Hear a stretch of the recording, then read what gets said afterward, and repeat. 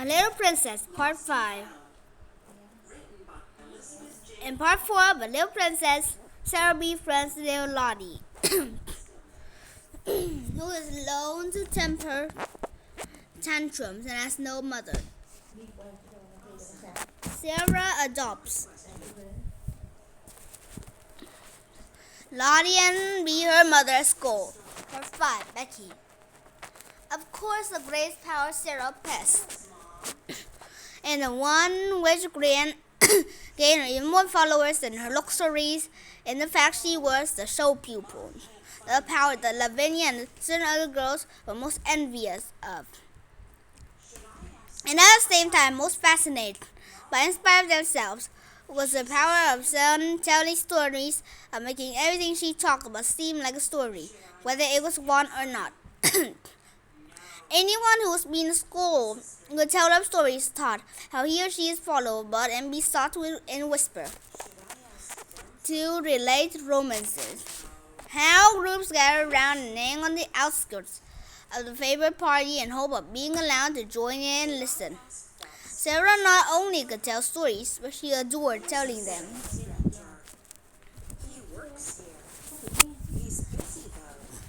When Sarah sat or stood in the midst of a circle and began to invent wonderful things, her green eyes grew big and shining. Her cheeks flushed, and without knowing what she was doing she began to act and made what she told lovely or alluring by raising or dropping up her voice. The balanced sway of her slim body and the dramatic movement of her hands. She forgot that she was talking to listening children. She saw and lived with fairy folk, or kings and queens and beautiful ladies, whose adventures she was narrating. Sometimes she had finished her story. She was out of breath with excitement.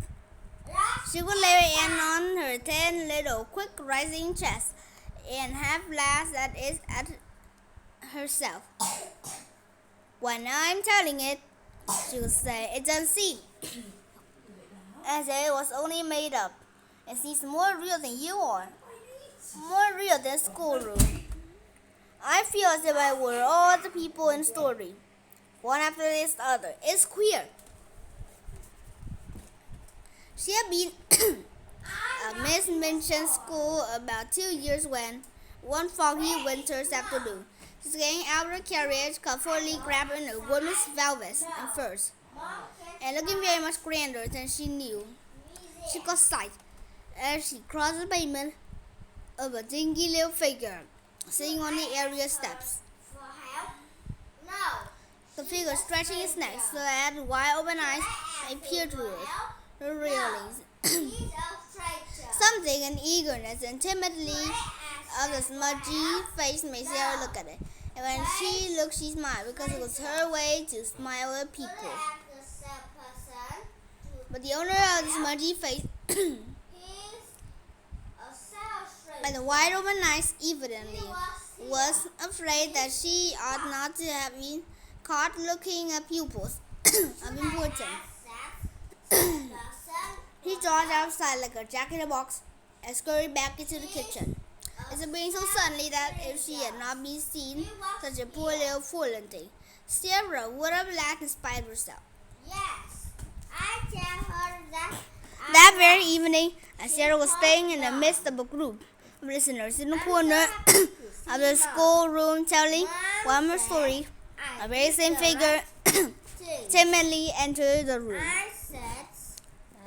carrying a coal box much too heavy for her, and knelt down upon the hearthrug to penniless. The fire had swept up the ashes. She was cleaner than she had been when she peeped through the area railings, but she looked just as frightened. She was evidently afraid to look at children or seemed to be listening. He put on a piece of coal cautiously with a finger so that she might make no disturbing noise.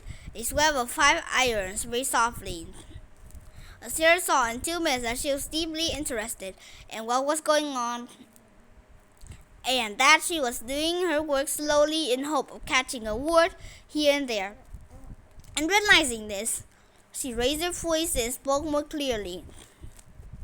The mermaid swam softly in the crystal green water and dragged after them in fishing net woven of deep sea pearls. She said the princess sat on a white rock and watched them. It was a wonderful story about a princess who was loved by a prince merman and went to live with him in shining caves under the sea.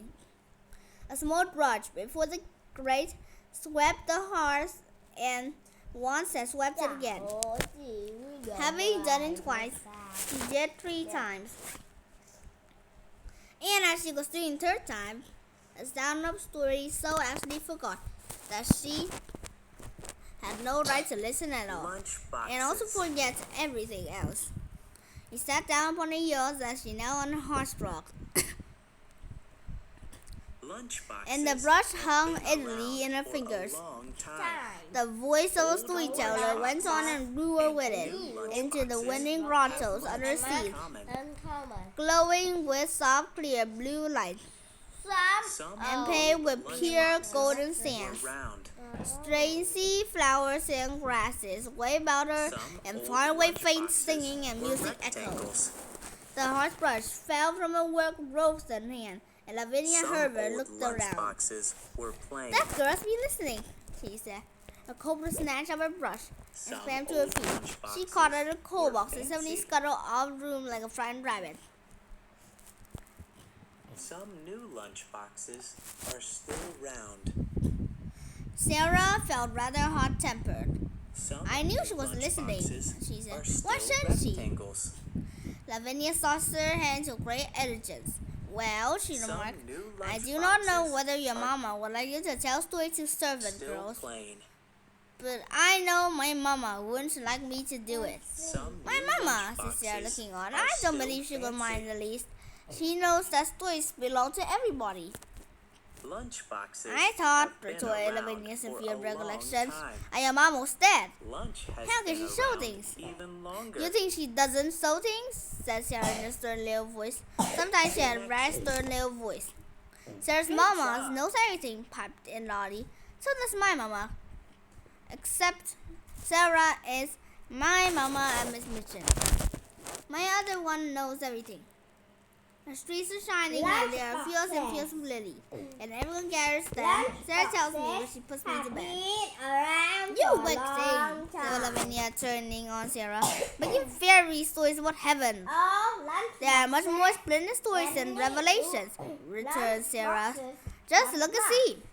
How do you know mine are fairy stories? But I can tell you with a fine bit of unheavenly temper. You could never find out whether they are or not. If you are not kinder to people than you are now. Come along, Lottie. And she marched out of the room, rather hoping that she might see the little servant again somewhere. But she found no trace of her when she got into the hall. Who's that little girl who makes the fire? She asked Maria that night. Maria broke forth into a flow of description. On the Mademoiselle Sarah might well ask. She was a forlorn little thing who had just taken the place of sorcery maid and was everything else besides. She blacked boots and grates and carried heavy coal scuttles up and down stairs and scrubbed floors and cleaned windows and was ordered about by everybody. She was 14 years old, but she was so stunned and gross that she looked about 12. In truth, Maria was sorry for her. She was so timid that if one chanced to speak to her, if it appeared as if her poor frightened eyes would jump out of her head. What's her name? As Sarah had sat by the table, her chin on her hands, as she listened absorbedly to the recital. Her name was Becky. Maria heard everyone downstairs calling, Becky, do this, and Becky, do that, every 5 minutes in a day. Loves to march all around. Sarah sat and looked in the fire, reflecting on Becky for some time. She made up a story that Becky was an ill-used heroine. 2, 3, 4. He thought she looked as if she had never had quite enough to eat. Her very Maddie eyes were hungry. marches down the stairs. Sarah hoped she could see her 1, again, 2, but though 3, she caught sight of her 4. carrying things up and down stairs on several occasions, she always seemed in such a Maddie hurry and marches so down afraid the of being hall. seen that it was 1, impossible 2, 3, to speak to 4. her. But a few weeks later, on another foggy afternoon, when she entered at her sitting room, she found herself confronting a rather pathetic picture. In her own special and pet easy chair before a bright fire, Becky, with a cold smudge on her nose and several on her apron, with a poor little cap hanging half of her head, 4. and an empty coal box on the floor near her, sat fast Maddie asleep, gets tired from tired marching out all beyond around. even the endurance of She her hard-working stops young to body. rest under a Jamie tree. sent up to put the bedrooms in order for the evening. There were a great many of them. She had been running about all day. She Sarah's jumps room up she had to saved see until it her come. last. They were not like the other rooms, which were plain and bare. Ordinary She people were sees the expected to band be leading satisfied a with parade. mere necessaries. 1, 2, Sarah's comfortable 3, sitting room 4. seemed a bower of luxury to the socially made. Hers was, in Maddie fact, merely a joins the nice, bright marching little room. band. She leads the parade. Still, there were 1, pictures and books in it, 2, and 3, curious things from 4. India. There was a sofa and a low soft chair. Emily sat in a chair of her own, with the air of presidency and goddess. And then was always a glowing fire and polished grate. Becky stayed until the end of the afternoon's work, and she always hoped to snatch a few minutes to sit down in a soft chair and look about her, and think about the wonderful good fortune for a child who owned such surroundings, and who went out on the cold days in such beautiful hats and coats. One tried to catch a glimpse up through the area railing. On this afternoon, when she had sat down, the sensation of relief to her short, aching legs, she had been so wonderful and delightful that it had seemed to soothe her whole body. And a glow of warmth and comfort from the fire crept over her like a spell, until, as she looked at her red coats, a tiny slow smile stole over her smudged face. Her head nodded forward without her being aware of it. Her eyes drooped, and she fell fast asleep.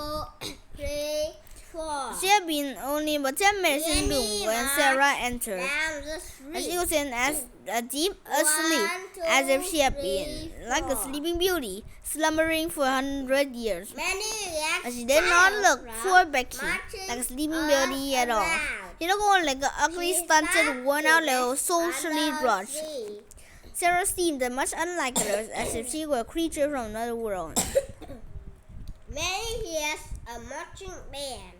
On this particular afternoon, She jumps up to see it come. and had been taking her dancing lessons. She sees In the afternoon on which the dancing master appeared was rather a grand occasion at seminary.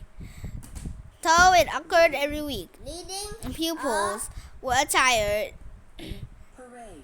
in their prettiest frocks, and as Sarah danced particularly well, she was very much brought forward, and Maria was requested to make her as diaphanous the marching and band. fine as possible. She leads the para. Today, a frock the Two, color of rose had been put on her, and Maria had brought some real buds and made her red to wear her black locks. She had been learning a new, delightful dance, in which she had been skimming and flying about the room like a large rose-colored butterfly. And the enjoyment in exercise that brought a brilliant, happy glow into her face. When she entered her room, she floated in with a few butterfly steps, and there sat Becky, laying her cap sideways over her head. "Oh!" said softly when she called her. "That poor thing." It did not occur to her to feel cross at finding her pet chair occupied by a small dingy figure. To tell the truth, she was quite glad to find it there. When the ill-used heroine of her story awakened, she could talk to her. She grabbed toward her quietly and stood looking at her. Becky gave a little snort. "I wish she'd waken herself," Sarah said. "I don't like to waken her, but Miss Minchin would be cross if she found out. I'll just wait a few minutes." She took a seat on the edge of a table and sat swinging her slim, rose-colored legs and wondering what it would be best to do. Mr. Merriam might come in at any moment, and if she did, Becky would be sure to be scolded. But she's so tired, she thought. She is so tired. A piece of flaming coke ended her perplexity for her that very moment. It broke off from a large lump and fell into a fender. Becky started, and opening eyes with a frightened gasp. She didn't know that she had fallen asleep. She only sat down for a moment and felt a beautiful glow. And here she found herself staring in the wild allure of her wonderful pupil, who sat perched quite near her like a rose-colored fairy with interested eyes. She sprang up and clutched at her hat. She put it dangling over her ear and tried wildly to put it straight. Oh, she had got herself into trouble now with vengeance, to have impudently falling asleep in such a young lady's chair. She could be turned out of doors with her wages. Miss Dow, a big breathless sob. It made a sound like a breathless sob. Oh, miss, she stuttered. I asked your pardon, miss. Oh, I do, miss. Sarah jumped down and came quite closer. Don't be frightened, she said, quite as if she had been speaking to a little girl like herself. It doesn't matter least bit. I didn't go to do it, miss, protested Becky. It was a warm fire, and me being so tired, it was an impression. Sarah broke into a friendly little laugh and put her hand on her shoulder. You were tired, she said.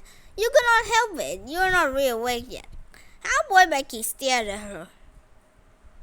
In fact, she had never heard such a nice friendly sound in anyone's voice before.